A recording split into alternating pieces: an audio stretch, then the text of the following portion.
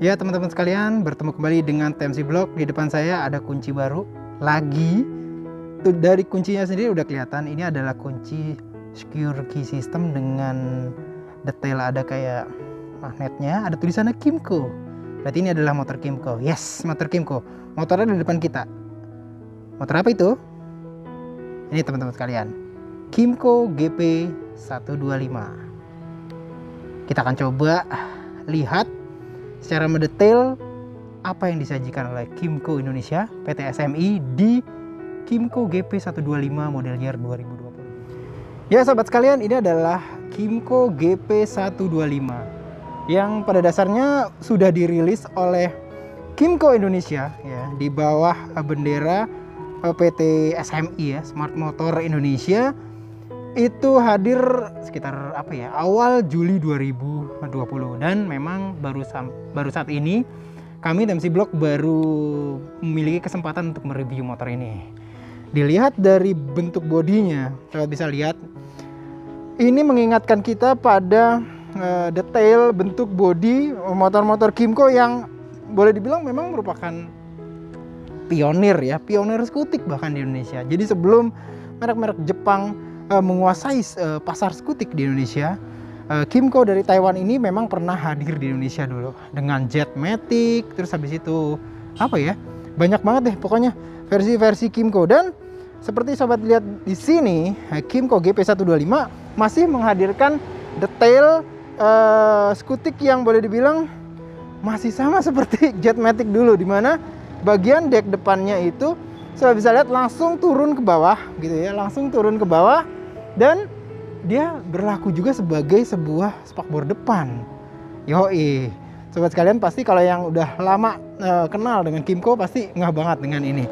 Desain dari Kymco skutik tahun 2000-an ya, Jetmatic. Cuman ini hadir baru dengan nama GP125. Nah, apa aja sih yang menarik di motor ini?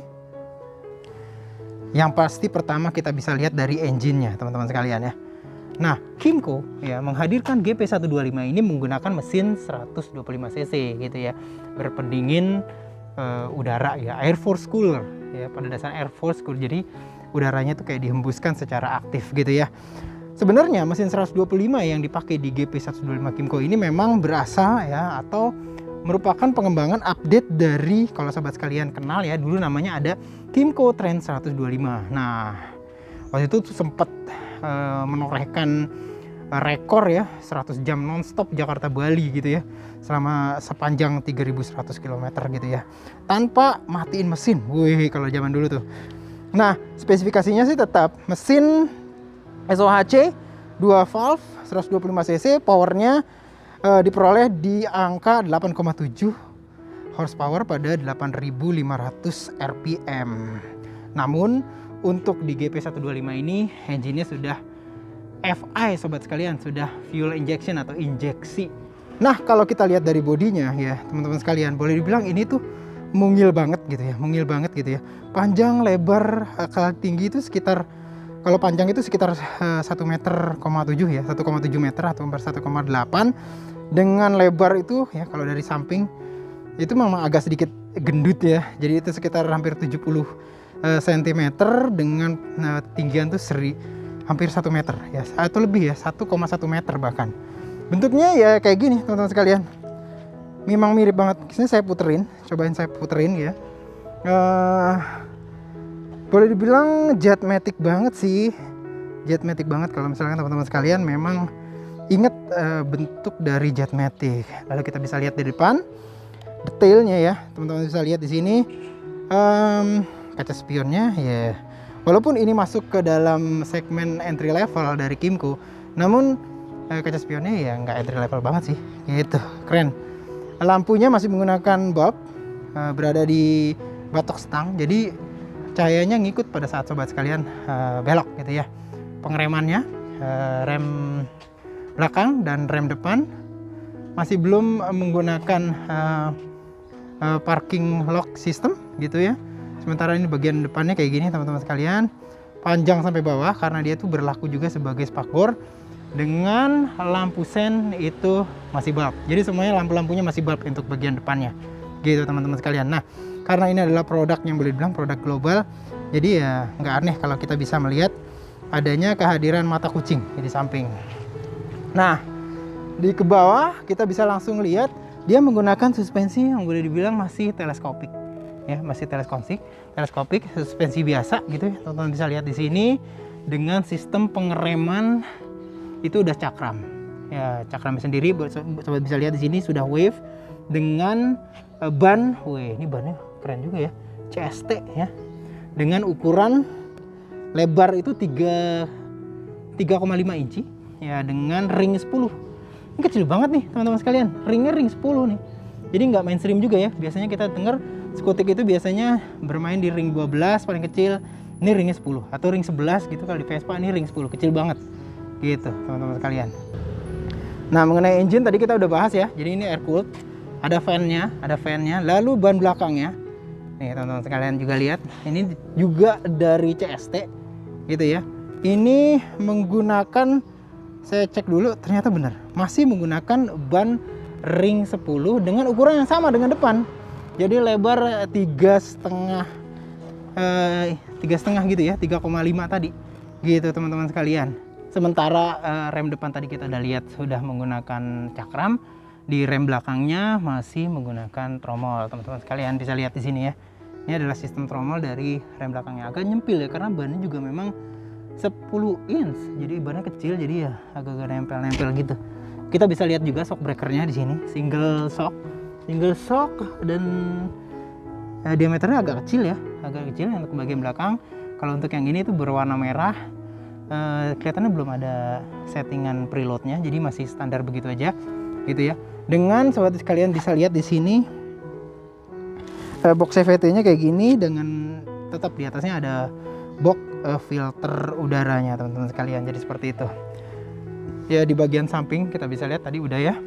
Lalu sobat bisa cek juga ya untuk bagian handle-nya seperti ini ya. Desainnya sih masih tetap masih tetap beraura Kymco zaman dulu gitu ya. Kita bisa lihat di sini ada detailnya, kaca spionnya ya, kaca spionnya di sini, dan ini handlebar kanan, lalu ada kayak saklar. Dia belum AHO, jadi lampunya masih harus dipilih-pilih starter gitu ya. Sementara panel-panel di sebelah kanan adalah, di sebelah kiri adalah lampu jauh, lampu dekat dengan lampu dim. Gayanya memang Honda banget ya, jadi lampu dimnya begini. Saya sih ngeliat memang ada banyak banget relasi dengan motor-motor Honda, karena memang Kymco ini memang secara umum dekat dengan Honda waktu itu di Taiwan. Jadi seperti itu teman-teman sekalian. Ini lampu sen seperti biasa dan ada horn gitu. Nah, untuk panel meternya sendiri kayak gini. Yang menarik adalah untuk kelas entry level ya. Teman-teman bisa lihat di sini ya. Ada takometernya dengan red line ketahuan 7000 rpm gitu ya. Ini lampu-lampu indikator, engine check, lalu lampu sen yang kanan dan kirinya tergabung satu, lampu jauh, dan lampu oil service. Takometer ya dengan red line tadi 7000. Lalu di sini tuh ada digital gitu ya, digital panel, masih monokrom tapi ini teman-teman sekalian, lagi berwarna ya, nggak berwarna. Ini masih monokrom, speedometer, jam, fuel level meter, lalu ada odometer. Nih, saya nggak tahu nih ya, ada pencet-pencetan mode segala macam.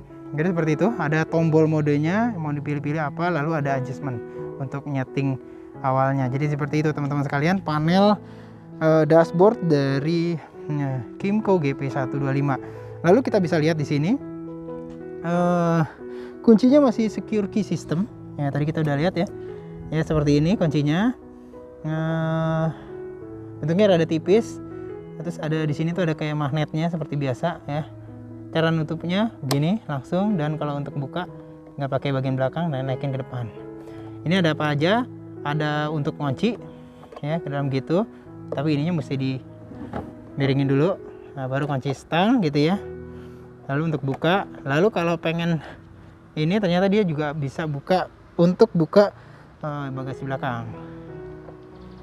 Nah, gitu teman-teman sekalian. Lalu misalkan kayak gini. Nah, kayak gitu teman-teman sekalian ya. bunyi brek gitu. Dan ini adalah bagasi belakangnya. Ya, bagasi belakangnya kita masih bisa lihat di sini ada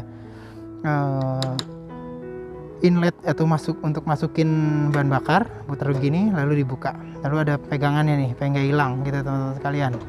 Tuh, putar gini, tutup, close. Ya, jadi tangki bahan bakarnya sebelah sini dan ini ya, teman-teman sekalian.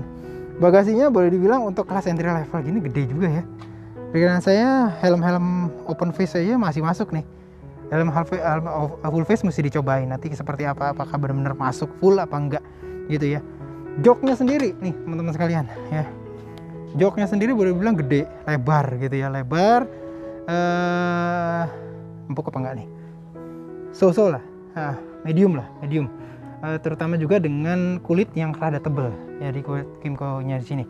Lalu hand grip belakang ini logam, di finishing warna silver rada-rada dark gitu.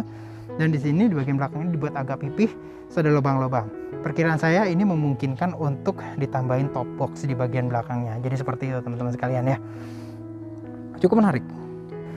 Nah, yang juga menarik di Kymco GP125 ini adalah bagian dek tengahnya. Dek tengahnya boleh bilang rata dan ini lebar banget teman-teman sekalian. Bila kita misalkan bandingkan dengan beberapa skuter-skuter entry levelnya brand-brand Jepang seperti kayak Honda dan Yamaha, ini lebih lebar gitu ya, dengan bagian ke belakang itu agak-agak masuk ke dalam dan dapat bonus tempat sandaran selonjoran kaki depan. Jadi ini masih bisa nih, ya nempel-nempel dikit lah, nempel-nempel dikit gitu ya. Cuma masih bisa selonjoran. Ini yang menarik gitu teman-teman sekalian. Lalu kita bisa lihat juga di sini ada bagasi kecil, tempat bagasi kecil. Ini bisa buat naro apa namanya, minuman, bisa naro apa gitu ya, tas-tas kecil, pouch gitu. Dan sobat sekalian di sini lihat ada buat ngecasnya teman-teman sekalian ya. Kelihatan apakah enggak nih? Ntar kita cek lagi. Nah, ini kelihatan banget nih, ada buat tempat ngecasnya teman-teman sekalian. Gimana bukanya? Diputer ternyata dia. Nah, diputer gitu. Nah, langsung USB bentuknya. Jadi kalau sobat sekalian punya ponsel mau ngecas, tinggal dicolokin aja tuh. Itu apa namanya, port USB-nya. Dikunci lagi dan handphonenya masukin sini. Cuman memang ini tidak ada tutupnya. Jadi ya harus dijagain gitu teman-teman sekalian. Nah, sekarang kita akan coba untuk nyalain motor ini. Teman-teman sekalian pasti pengen dengerin ya bunyinya kayak apa. Gitu. Oke. Kita nyalain. Masih sama, harus pencet rem dan bareng start. Gitu. Saya coba deketin mikrofonnya ke sini. Jadi seperti ini teman-teman bunyinya. Jadi bunyinya ya tetap apa namanya? Tidak annoying ya. Boleh dibilang pelan. Nah, untuk bunyinya. Ini agak sedikit geber.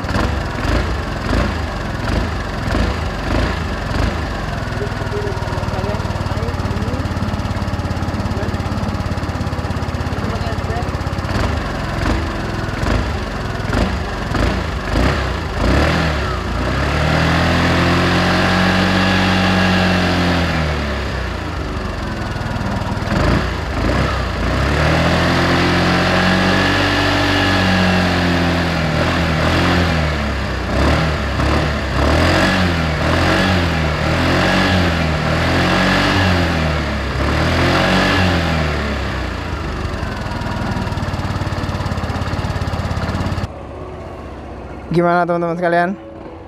Lumayan kan? Kebayar kan? Keingintahuannya tentang motor ini. Nah, bagaimana tentang lampu belakangnya? Saya bisa lihat di sini. Oh, lampu belakangnya mesti dinyalain juga. Lupa saya, kalau ini belum AHO, jadi harus dimajuin dulu. Nah, sobat bisa lihat di sini lampunya sudah menggunakan LED gitu ya. Namun dengan lampu sen itu masih bulb ya teman-teman sekalian ya. Jadi ada kayak apa namanya ini, mata kucing dengan spakbor yang boleh dibilang cukup lebar. Jadi ada ciprat-cipratan itu nggak kemana-mana teman-teman sekalian. Nah, ini ada tanda segitiga. Ini biasanya kalau di Jepang, di Korea, di Taiwan ini sering ada kayak gini. Di belakang ada tanda segitiga ini dan di depan tadi ya kayak misalkan di apa namanya, di bagian depan tuh kayak gini. Tuh ada tandanya juga. Di Jepang juga ada nih kayak gini. Dan karena ini mau produk dari sana, jadi ada. Nah, ini lampu depannya tadi. Gitu teman-teman sekalian. Dari Kymco GP 125. Nah, sobat-sobat kalian pasti kepo. Harganya berapa sih? Itu harganya 21,5 juta rupiah on the road Jakarta. Gitu teman-teman sekalian. Dengan 21,5 juta rupiah, sobat sekalian mendapatkan motor ini. Enggak mainstream banget sih. Kymco GP 125. Modelnya memang bener-bener mirip dengan produk-produk Kymco di awal ketika masuk ke Indonesia dulu. Gitu di awal-awal tahun 2000-an gitu dengan Jetmatic-nya. Cuman ini dia itu menggunakan mesin 125 Fi baru dan sudah pastinya oke. Jadi seperti itu teman-teman sekalian, di video pertama impresi fisik mengenai Kymco GP 125. Setelah ini kita akan cobain motor ini baik dalam keadaan statis dan juga nanti feel berkendara di jalanan gitu ya. Seperti apa enaknya gitu ya. Cek di video berikutnya. Untuk sementara, semoga video ini bermanfaat bagi sobat sekalian. Assalamualaikum warahmatullahi wabarakatuh.